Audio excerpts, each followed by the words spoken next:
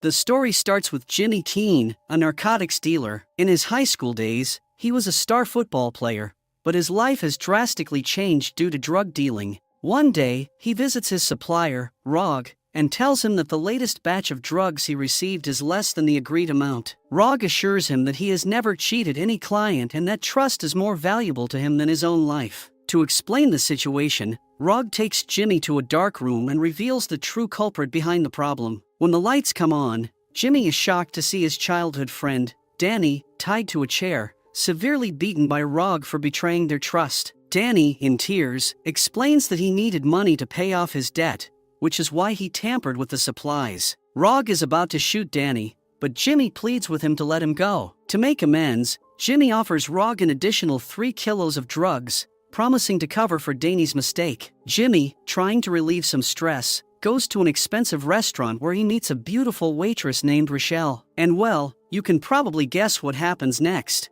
The next morning, while Jimmy is making breakfast for himself, the FBI suddenly raids his house. They find guns and drugs, and he is immediately arrested and sent to jail. In jail, Jimmy's father, Big Jim, a retired cop, comes to visit him. Big Jim is visibly worried about his son and feels responsible for the situation, blaming himself for getting involved in Jimmy's illegal activities. He tells Jimmy that the court could sentence him to a maximum of 5 years in prison. However, FBI agent Edmund Beaumont has offered a deal. If Jimmy confesses to all his crimes in court, his sentence could be reduced to just 2 years. The following day, Jimmy appears in court and admits to his crimes, expecting a lighter sentence as promised. However, instead of receiving the expected reduction, the judge unexpectedly increases his sentence to 10 years. Jimmy is left stunned and deeply troubled by the turn of events. Feeling betrayed, he glances angrily at Edmund Beaumont, questioning why he deceived him. But before he can react further,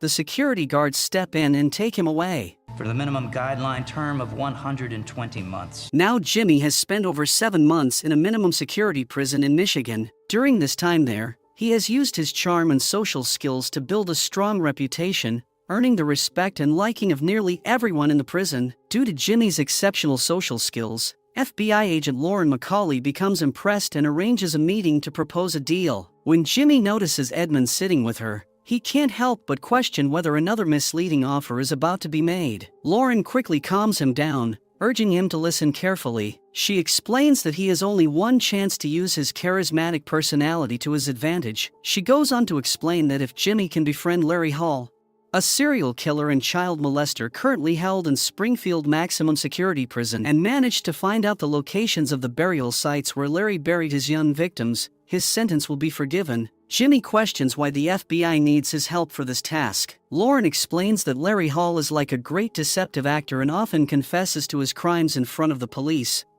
Can I touch her? Only to later claim innocence through court appeals, which leads to his release. The authorities see him more as an attention-seeking serial confessor rather than a genuine threat. However, Lauren insists that this time it's different. They need someone who can get close to Larry and extract information from him, as he is skilled at covering his tracks and destroying evidence. Jimmy expresses his concerns about the dangerous criminals in Springfield, questioning the wisdom of sending him there. In response, Lauren stresses the urgency of the situation, warning that if nothing is done, Larry Hall could escape and continue preying on innocent girls. She then presents Jimmy with details about Larry Hall before leaving him to think over the proposition. That night, unable to sleep due to his restless thoughts and overthinking, Jimmy begins to closely read through Larry Hall's files. He immerses himself in the details of Larry's case, trying to piece together the complex puzzle of his life. As he delves into the documents, he examines Larry's family background, searching for any clues that might shed light on his motivations and behaviors. I'm smart. I got ideas. The next day, Jimmy tells his dad about the new deal from the FBI, which requires him to go undercover in Springfield to uncover secrets about a serial killer. In exchange, they would erase his entire sentence. However, he warns Jimmy about the dangers lurking in Springfield, highlighting the unpredictable nature of undercover work. He expresses his fears that if Jimmy finds himself in further trouble, the consequences could be severe, potentially increasing his sentence instead of reducing it. The next day, Jimmy's stepmother, Sammy Keene, visits him, her face filled with concern. She breaks the heartbreaking news that Big Jim suffered a brain stroke the night before and is now in the hospital, fighting for his life. The stroke was triggered by the stress over Jimmy's situation, as Big Jim feels responsible for what happened. With a shaky voice, Sammy urges Jimmy to seriously think about accepting the FBI's deal, stressing that his father might not have much time left. Her words weigh heavily on Jimmy. This news sparks a fierce determination in him to head to Springfield, not only to help crack the case but also to make his father proud. The scene shifts to September 10, 1993, 4 years earlier, marking the beginning of Larry Hall's crimes. FBI agent Brian Miller arrives to investigate the murder of a 15-year-old girl named Jessica Roach. At the scene, a witness mentions seeing a van making repeated trips to the area, but he can't recall the color of the van or who was driving it. Additionally, Brian notices Jessica's folded clothes and accessories, which are impeccably clean, making it difficult to gather any evidence from them. 13 months later, in October 1994, Brian receives information about another rape and murder case involving a college girl named Trisha Reitler. Utilizing all his resources, he uncovers that the van seen at the crime scene belonged to Larry Hall. He immediately calls his colleague, Chris Drysdale, to gather all available information on Hall. Chris informs him that he knows Larry's family, who runs a grave-digging business. He adds that while Larry is mentally challenged, he could never be a killer. However, Brian insists on meeting Larry and instructs Chris to take him into custody right away. With your help, we'd like to talk to him. The next day, Brian travels to Indiana to interview Larry. Chris informs him that they have taken Larry into custody. When Brian approaches Larry, Chris's colleagues try to stop him, warning that interviewing Larry will yield no results, as he is merely an attention-seeking serial confessor who only admits to crimes in front of the police for the attention it brings him. However, Brian insists that he wants to see for himself. When Brian finally sees Larry, he is confused by his unusual appearance. Noticing Larry's sideburns, Brian comments on how odd they look. Larry responds that he styled them that way for a Civil War reenactment, insisting that they should be called burns instead of sideburns. Brian chooses to ignore this and starts asking him random questions. Gradually, Brian begins to ask Larry about his preferences regarding girls. Larry replies that he hates girls because none of them will talk to him. He adds that he often has dreams where he is killing girls, but insists that these are just dreams and have no connection to reality. Brian is taken aback by this response and then places a picture of Jessica Roach in front of him. Okay, is she Larry? Asking if he recognizes her. Upon seeing the photo, Larry starts to tremble and tells Brian to take it away from him. Shortly after, Larry begins to have convulsions, prompting the investigators to let him go. Witnessing all of this only deepens Brian's suspicions about Larry. Brian then goes to meet with Lauren and Edmund Beaumont, presenting the entire case against Larry. They decide to summon Larry to the FBI's central facility in Illinois for further investigation. During the session, the FBI agent attempts to understand his psyche by asking why he is specifically attracted to young girls. Larry responds that he finds them hard to resist because they are often sweet and easy to talk to. The agent then asks Larry why he experiences dreams of murder and whether they keep him from sleeping at night. Larry admits that he has the same nightmares every night, which prevents him from getting a good night's sleep. The agent then places a picture of Jessica Roach in front of him. As Larry trembles, he picks up the photo and confesses that he knows her, admitting that he was the one who killed her. Lauren and Brian listen as Larry makes his confession, I do remember where it was exactly. and they quickly prepare a report for him to sign. Agent suggests that signing the document might finally put an end to his nightmares, so Larry agrees and signs it. As a result of his murder confession, Larry is sent to Springfield. However, this isn't the first time he has been there. He has been to Springfield multiple times before. In the present, Lauren calls Jimmy in to ask for his final decision. He expresses his willingness to go to Springfield. However, Lauren begins to question him, wondering if he is truly capable of handling the situation there. She asks him what he finds appealing about women. Jimmy responds that he finds everything about women appealing and prefers hanging out with girls over boys. Lauren then asks if he has read Larry's files and what he knows about Larry's preferences in women. Jimmy admits he doesn't know. She follows up with another question about the reason for his parents' divorce. Jimmy answers in a sophisticated manner, explaining that there were some differences between his parents that ultimately led to their separation. Lauren becomes frustrated, tossing the files aside and standing up. She tells Jimmy that he will never uncover Larry's secrets with that attitude. Jimmy then admits the truth, His mother was promiscuous and was with different men every day, which ultimately led to his father leaving her. Upon hearing this, Lauren grants him permission to go to Springfield and informs him that he will be transferred there by plane that night. That night, Jimmy is given simple civilian clothes and boards the plane headed for Springfield. During the flight, he uses his charismatic personality to connect with the rest of the FBI crew on board, making friends with everyone. Lauren watches this unfold and is quite impressed by his ability to charm those around him. Lauren calls Jimmy over and informs him that only one psychiatrist, Aaron Zickerman, and a small guarding crew are aware of this undercover mission in Springfield. She assures him that if he encounters any difficulties, he can reach out to them for support. Lauren adds that she will visit him as his girlfriend in a month to help maintain his cover and prevent anyone from becoming suspicious. After landing in Springfield, Lauren wishes Jimmy good luck on his mission. She emphasizes the importance of staying focused and warns him not to make any mistakes. As the FBI crew drives Jimmy to the Springfield jail, they reapply the handcuffs to him with apologies. As they approach the jail, Jimmy begins to feel anxious. At the last moment, he considers changing his decision and expresses that he wants to go back, insisting that he doesn't want to stay in this demonic cell. However, the FBI agents encourage him, reminding him that he's not just doing this for his own freedom but also to stop a demon from escaping the jail, preventing him from committing further atrocities against innocent girls. After hearing this, Jimmy changes his mind and prepares himself to enter the Springfield cell. Now, it is shown that Larry Hall is working as a mechanic in the jail, leveraging his extensive knowledge of engine repairs. The guards often rely on him to fix malfunctioning equipment. Over several days, Jimmy observes Larry's habits closely. He notices that Larry tends to isolate himself and rarely engages in conversation with anyone. Jimmy makes multiple attempts to strike up a conversation,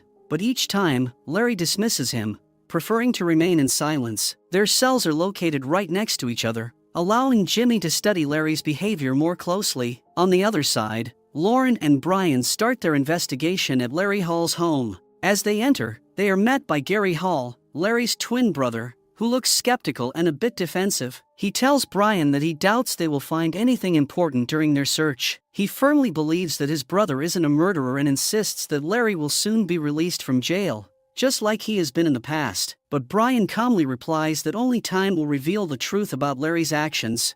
Your brother confessed to 2 murders. Lauren examines Larry's van closely and shares a concerning discovery with Brian. She mentions that they found a bottle full of contraceptive pills alongside cleaning supplies like alcohol and formalin. This unsettling find raises red flags for both Lauren and Brian, suggesting that these items might be used to eliminate evidence of possible crimes. A few days later, Larry's lawyer submits a request for a new hearing in court, leaving Brian and Lauren astonished when the judge accepts Larry's plea. The possibility now looms that Larry might be declared innocent and released in the upcoming hearing. This revelation causes significant concern for both Brian and Lauren, as they realize the stakes are higher than ever. That night, Lauren calls Brian, hoping to ease his worries. She reassures him that there's no need to be anxious since an undercover agent has been assigned to gather information on Larry and uncover his secrets. Despite her calming words, Brian remains deeply troubled. How do you feel about today? Good?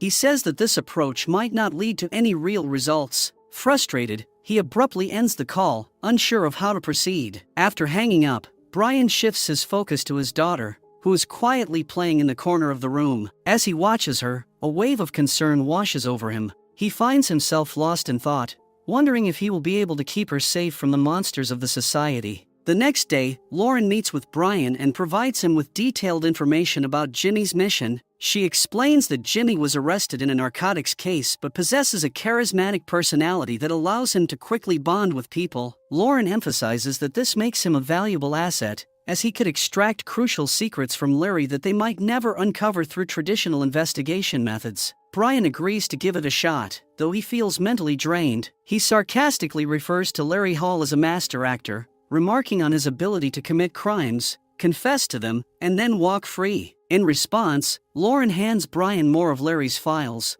urging him that they need to dig deeper into the case. Meanwhile, in Springfield, Jimmy meets with Dr. Zickerman. The doctor tells him that if he needs anything, he can reach out, but they must keep everything confidential. He adds that Jimmy should only come to see him once a week to avoid raising any suspicion about their undercover activities. Dr. Zickerman prescribes Jimmy antidepressants, but Jimmy insists that he doesn't need the pills and feels perfectly fine. However, the doctor advises him that his mental state may change in a few months, so he should start the medication now. Reluctantly, Jimmy agrees. He then asks the doctor for a number to reach him in case of an emergency. Dr. Zickerman provides his home landline number and tells Jimmy to call only when it's absolutely necessary. At the dining table, Jimmy notices Larry sitting alone, eating while others keep their distance from him. Deciding to approach him, Jimmy makes an effort to bridge the gap. Later, while picking up his medications from the medical store, he again tries to engage Larry by saying hello,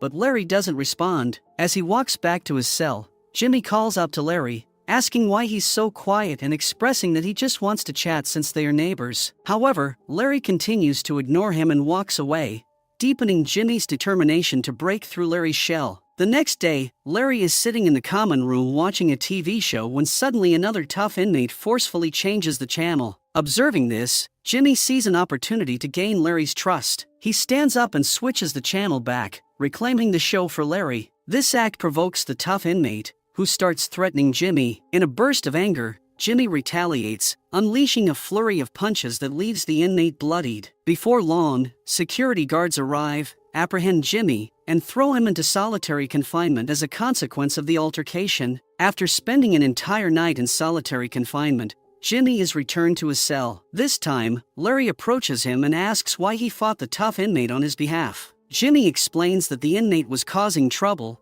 and he couldn't tolerate that kind of behavior. He adds that since they are neighbors, it's only natural to stand up for each other. Larry is impressed by Jimmy's response and decides to introduce himself properly. Jimmy. They begin to converse more openly, creating a tentative bond between them. Jimmy senses an opportunity to build trust with Larry, hoping this connection will eventually lead to uncovering more about his secrets. After a while, a security guard approaches Jimmy and informs him that someone is there to see him. Jimmy is a bit confused because family visit days are not scheduled for today. When he goes to the visitation area, he finds his father, Big Jim, waiting for him. Big Jim expresses his concern, stating that he has been worried about Jimmy for many days and rushed over as soon as he found out that Jimmy was in Springfield. Jimmy, puzzled, asks how he managed to get into the jail without a scheduled visit. Big Jim explains to Jimmy that he told the guards he's an ex-cop, which is why they let him in. Jimmy gets really worried when he hears this, realizing how risky that could be. He warns Big Jim that he's there undercover, and if anyone finds out about his father's past, it could make things really dangerous for him. Big Jim feels embarrassed upon hearing this and recognizes that he made a big mistake. He mentions that the stroke has seriously affected his ability to think clearly. He feels responsible for everything happening to Jimmy and begins to feel down about it. However, Jimmy reassures him, saying he shouldn't worry because it's not his fault and that he sees him as a strong figure. He emphasizes that he doesn't need to be so apologetic. Jimmy adds that he's alive today only because of him. Just then, their meeting time runs out, and Jimmy has to leave. He asks the guard, Carter, to keep the information about his father being an ex-cop to himself. Carter assures him that he won't mention it to anyone. Later, Jimmy goes to Larry's cell and notices the pictures pinned on the walls, showing Larry at a Civil War reenactment event with his brother Gary. When Jimmy asks about Gary, Larry explains that Gary is his twin brother. He shares that due to a condition called twin transfusion syndrome, Gary absorbed all the nutrients in the womb, which is why he is now strong, intelligent, and handsome, while Larry feels like a big, overweight guy. In response, Jimmy flatters Larry, telling him that he's quite cute and shouldn't underestimate himself. Why are you being nice?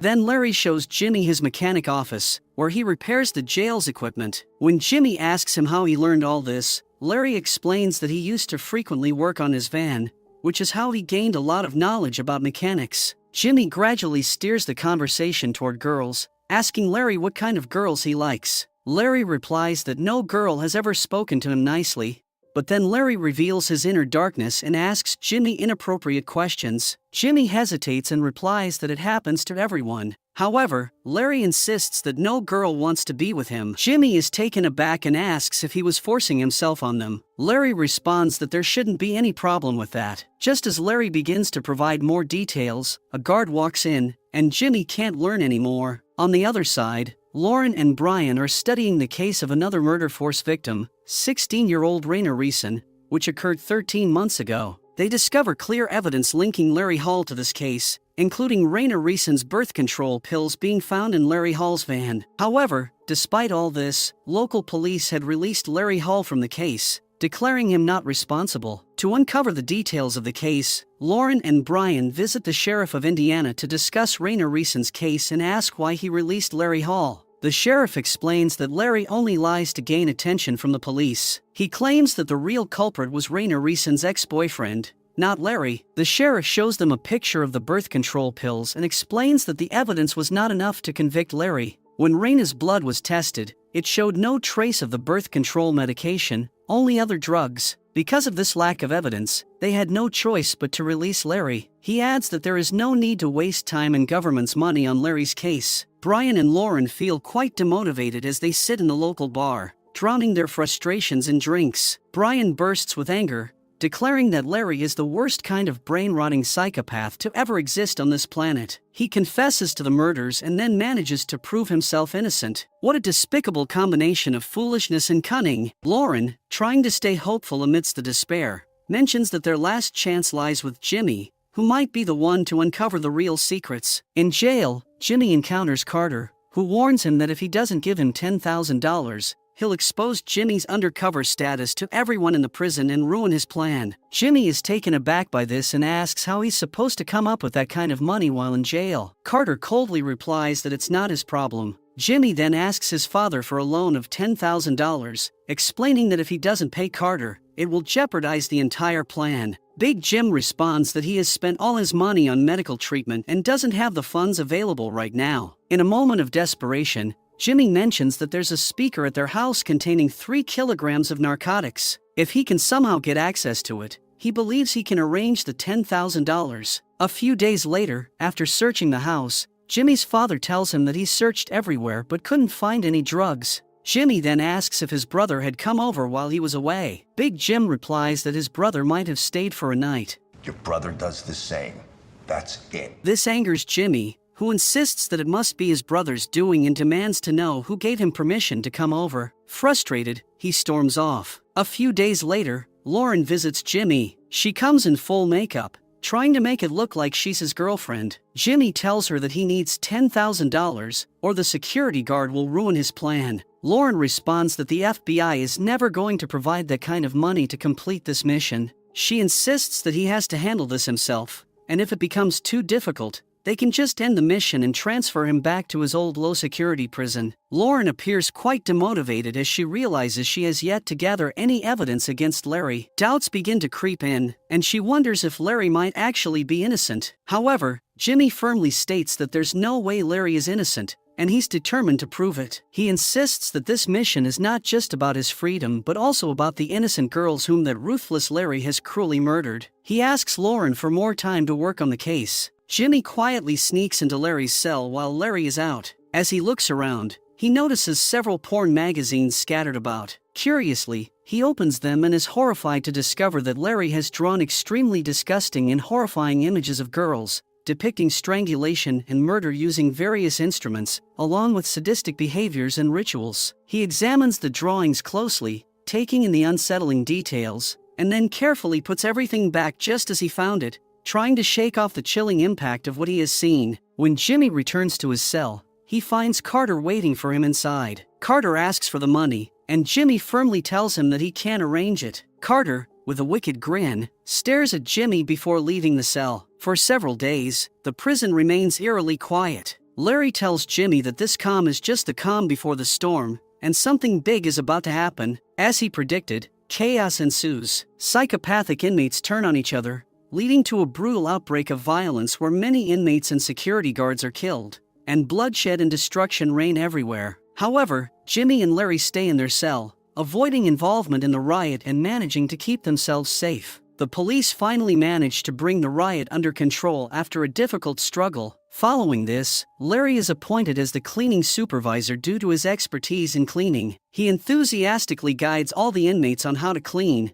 diving into the task with great energy. Watching this, Jimmy realizes that Larry's exceptional cleaning skills are likely what have enabled him to successfully cover up all the evidence against him. While they are cleaning, Jimmy asks Larry about his childhood. Larry reveals that he has been digging graves since he was a kid and has excavated over 100 graves by now. Jimmy, surprised, asks if he wasn't scared as a child to be alone at night with a corpse in a grave. Larry responds nonchalantly, saying there's no need to fear a piece of meat. This confuses Jimmy, who insists that a human is more than just a piece of meat. They are a being that holds a soul. But Larry continues to argue, questioning why people bury valuable watches and rings with the deceased. Those items hold no value for the dead but could be useful to the living. He then recounts a childhood story about the time his father took him to dig up a grave in the middle of the night. Larry dug for hours with his small hands until he finally reached the corpse. They discovered valuable items belonging to the rich deceased person. Larry removed the rings and other valuables one by one,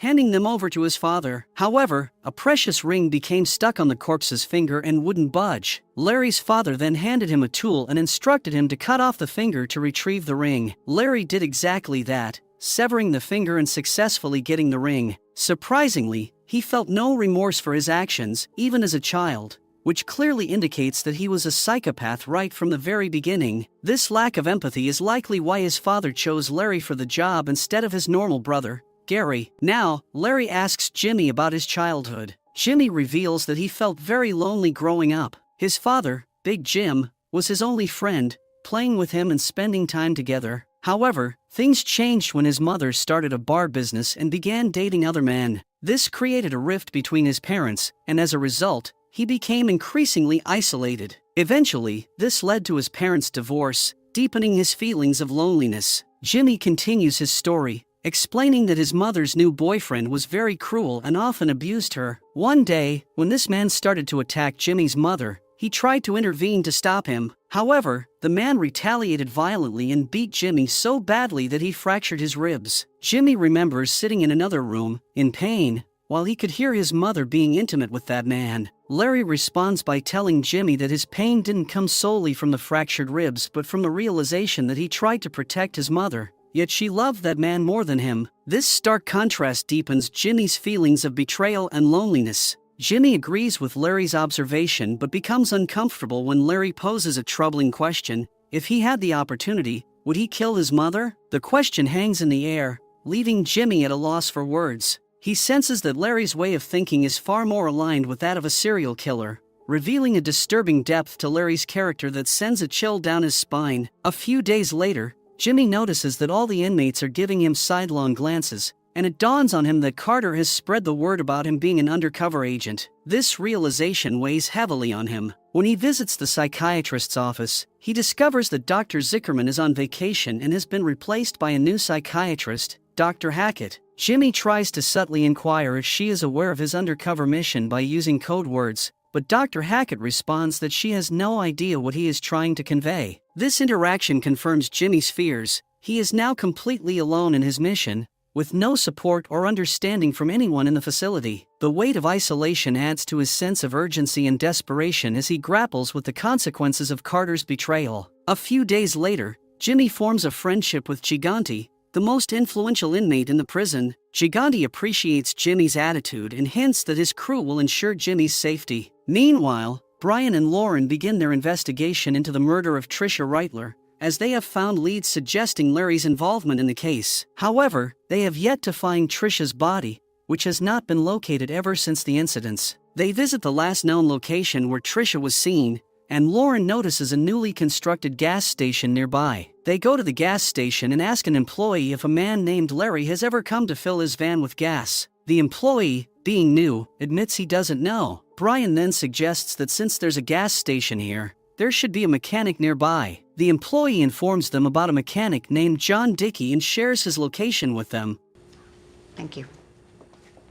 Brian and Lauren visit John Dickey, who is a cheerful man, comfortably knitting a sweater for his daughter. They show him a picture of Larry and ask if he ever came by for repairs. John responds that he does know Larry, as he used to visit the shop frequently. However, he adds that Larry was quite strange, often staring at the young women who worked at the shop, making them feel uncomfortable and insecure. However, when Larry tried to flirt with John's daughter, Audrey, John banned him from the shop entirely. Lauren asks if they can speak with Audrey for more details. John informs them that Audrey now lives in the city, and they can visit her there to get further confirmation. Brian and Lauren visit Audrey and ask her what she knows about Larry. Audrey shares that Larry was an extremely creepy person who harassed every girl he encountered and even tried to force them into his van. She recalls one disturbing incident where he brought her a bra as a gift, and it was exactly her size, which was clear proof of how unsettling and obsessive he was. Audrey continues, telling Brian and Lauren that Larry once brought her a bicycle as a gift, but she never used it. She then takes them to the garage to show the bicycle. To their shock, Brian and Lauren realize that the bike actually belonged to Jessica Roach, the same girl who had gone missing. It becomes clear that Larry had given Audrey the stolen bike as a gift, further linking him to Jessica's disappearance. Brian and Lauren bring the evidence to Edmund, confident that this could finally be the proof needed to catch Larry. They explain that the stolen bicycle could directly tie Larry to Jessica Roach's disappearance. However, Edmund dismisses their enthusiasm, explaining that after so many years, it's unlikely that any fingerprints would still be on the bike. He adds that while Audrey can testify that Larry gave her the bike, her testimony alone wouldn't be strong enough in court. Despite their determination, Edmund remains firm, telling them that this evidence won't be enough to secure a conviction. He commends them for their hard work and investigation but ultimately says that there's nothing more they can do with what they have. Their only hope remaining is Jimmy in the prison.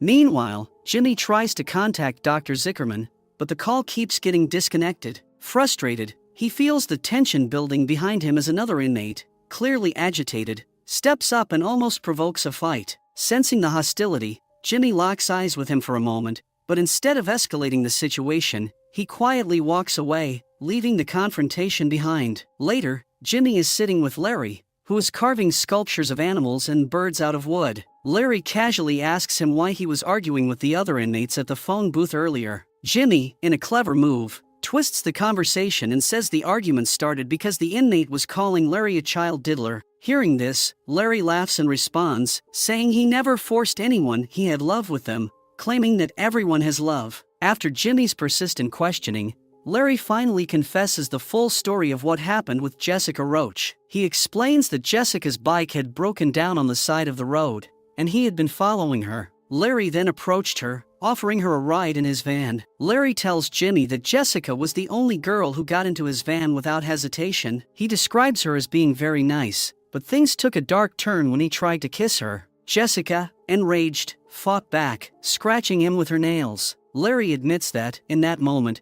he felt he had no other choice but to render her unconscious using a rag and starter fluid. As Larry continues recounting the events, he explains that the scene kept repeating itself. Jessica would regain consciousness, and he would knock her out again. Jimmy, trying to press for more details, asks what Larry did to her when she was unconscious. Larry, in a detached tone, responds that he doesn't really remember. He says that during the struggle, with all the resistance, he eventually blacked out too. When he woke up, he found both himself and Jessica Roach lying there with their clothes already off. Larry continues his story, revealing that after he woke up, he folded Jessica's clothes and placed her ring on top of them. He then dragged her to a nearby tree, where he tied 2 belts around her neck and strangled her until she died. But even after killing her, Larry wasn't finished. He meticulously cleaned her nails to remove any trace of his DNA and erased all other evidence from her body, ensuring nothing would be left to connect him to the crime. Hearing all this, Jimmy feels overwhelmed with a mix of sorrow and anger, but he can't reveal his emotions in front of Larry. He holds it all inside, struggling to comprehend how someone can be so brutal and heartless. The sheer cruelty of Larry's actions astonishes him, making him question the depths of human sinfulness. Later that night, Jimmy goes back to his cell and starts to cry silently. He can't shake the horrifying thought of how someone as cruel as Larry could murder an innocent girl like Jessica with such brutality. The weight of it all keeps him awake, and he is haunted by nightmares throughout the night. In the morning, Larry comes to wake him up. He tells Jimmy that maybe he's having nightmares because he's scared after hearing the story he shared. He claims that he is just a great storyteller and what he said was merely a story with no connection to reality. Jimmy realizes that Larry is likely to say things like this because he has studied all his case files. Jimmy then uses a new technique and tells Larry that he already knew it was just a story because he believes Larry doesn't have the guts to commit such acts. He calls Larry a coward, which angers him. Larry changes his tone and insists that everything he said is 100% true. He adds that if Jimmy wants to know more, he should come to his office in the basement after lunch, where he will show him the entire map. I'm telling the truth. Later, Carter comes to meet Jimmy and says that he knows Jimmy is here to catch Larry. He offers to help Jimmy if he includes him in his plan. Jimmy asks Carter why he wants to help. Carter explains that if he successfully catches a high-profile criminal like Larry, it could lead to a promotion for him. Jimmy firmly tells Carter that he doesn't need his help. He reminds Carter that he has already spread poison about him among the inmates and planted recorders in his clothes and cell. Therefore, it would be better for Carter to stay away from him. On the other side, Lauren and Brian meet Gary. Gary asks them what they are investigating now. Lauren replies that they're not here for an investigation, just to chat for a bit. Gary offers them drinks and mentions that the appeal court will soon accept Larry's appeal, which means Larry will be released. Lauren responds that he's right. Larry will be free again and will start murdering girls once more. Gary gets angry upon hearing this and asserts that while Larry may have done terrible things, he can't possibly be a murderer. He quickly goes inside the house to grab something. Lauren and Brian think he might be retrieving a gun,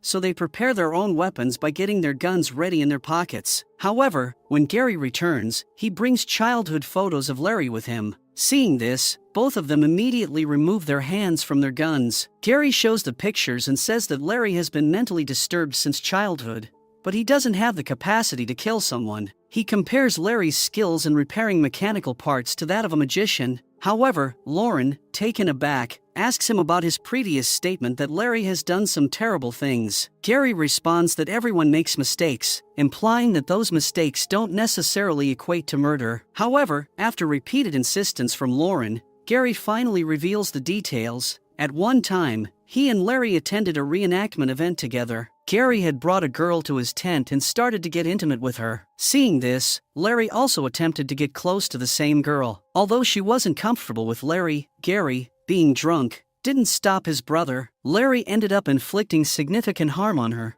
beating and strangling her in the process. Gary stood there, watched Larry in shock. Gary states that he had never seen his brother display such a monstrous side before. Larry had turned into a complete demon. The next day, with the help of a biker, Gary managed to take the girl back to her home. Filled with regret, he expresses how he wishes he had used his common sense at that moment to prevent the horrific act from happening. He laments that he should have tried to reason with Larry. Hearing this, Lauren confronts Gary, asking him what he would do if his violent brother were to be released from jail and roam the streets again. She questions whether he would be able to stop him or if he could bear to keep such a monster in his life, watching him while knowing the potential harm he could cause to someone else's mother or daughter. Gary falls silent, unable to find a response to her probing questions. On the other hand, Jimmy finally heads to the basement to meet Larry. There, Larry has drawn a detailed map showing where he buried the girls he killed. Jimmy notices that there are 21 vulture sculptures placed around the map. He asks Larry why he specifically made 21, pointing out that he could have chosen 20 or 22 instead. Larry brushes off the question, saying that 21 is his lucky number. Curious, Jimmy then inquires about the purpose of the wooden sculptures. Larry explains that these sculptures protect the souls of the dead. From this, Jimmy realizes that Larry has killed 21 girls. Larry folds the map and packs it to send home. Jimmy then asks him if he can sleep at night after doing all this. Larry admits that he often has nightmares. Jimmy suggests that instead of keeping the map, it should be sent to the families of the girls he killed, so their loved ones can find some peace. They should be allowed to bury their daughters in the right place. But Larry just laughs and says that if he does that, he'll get caught. Jimmy suggests that they could arrange for a third party to handle it, but Larry refuses to agree. He insists that soon he will escape from this jail and repeat his actions with other girls. This infuriates Jimmy, and his patience runs out. He suddenly stands up and yells at Larry, declaring that there's no way he's leaving this jail, and that he won't let him get away. At this point, Larry realizes that Jimmy has been sent as an undercover agent by Edmund and Brian. He immediately grabs Jimmy by the throat, shouting at him about betrayal and threatening to kill him, which leads to a serious fight between them. Fucking monster! Just then, the guards rush in to break up the altercation. Jimmy finds himself locked back in his cell, while Larry exits his cell, casting an evil smile in Jimmy's direction. As Jimmy contemplates Larry's next move, Dr. Hackett arrives with the guards, issuing an order to place Jimmy in solitary confinement. Jimmy shouts loudly, insisting that he needs to talk to Dr. Zickerman. He repeatedly yells out the landline number, hoping someone will make the call for him, but nobody pays him any attention. Frustration builds as he realizes that his pleas are falling on deaf ears. Jimmy is now locked in solitary confinement, and he makes just one request to the guard. He asks for a pencil so he can draw the map that Larry created before it fades from his memory. When his repeated requests for a pencil are ignored, Jimmy finally resorts to biting his finger to draw the map on the cell walls with his own blood. One by one, all of his fingers get injured, and a lot of blood flows out. Nevertheless, he successfully creates a simple version of the map. After many hours, Dr. Zickerman finally arrives and orders Jimmy to be taken out of his cell. He explains to Jimmy that he was on vacation, which is why he couldn't come sooner. However, as soon as a security guard informed him that Jimmy was here, he rushed over. He also mentions that he will definitely make sure Dr. Hackett faces consequences for her actions. However, Jimmy is in a very anxious state and keeps insisting on having a pen or pencil so he can draw the map before he forgets it. Eventually, when they reach Dr. Zickerman's office, Lauren is also present, and Jimmy manages to draw the entire map. He explains that there are 21 marks, all of which are burial sites. He further details how Larry killed Jessica Roach and how he folded her clothes and placed her ring on top of them. After hearing all this evidence, Lauren feels very pleased and congratulates Jimmy for finally showing them the truth. With this evidence, they can easily dismiss Larry's appeal. Jimmy is now taken out of jail and presented in front of the court. The judge, acknowledging his success in the undercover mission and the risks he took to protect the girls in society,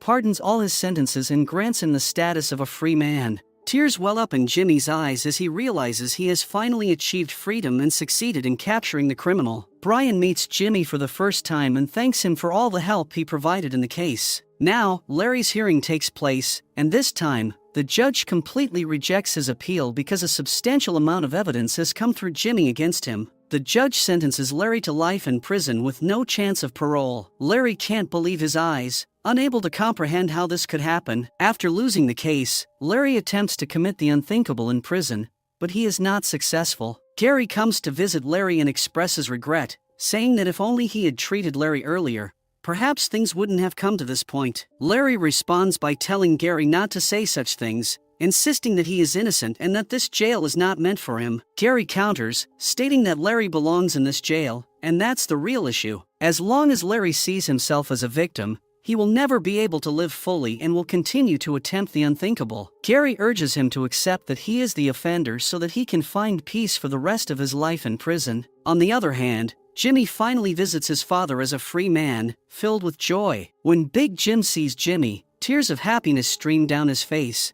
He is overjoyed to witness his son walking freely at last. Sadly, after 5 years, Big Jim passes away from a heart attack. However, the best part is that he spent those precious years with his son, and that's all a father truly wants. Years pass, and Jimmy closes his narcotics business to start a new, legitimate venture, becoming a successful entrepreneur. As he travels in business class, he looks out the window and sees the exact ground that Larry had drawn in his map.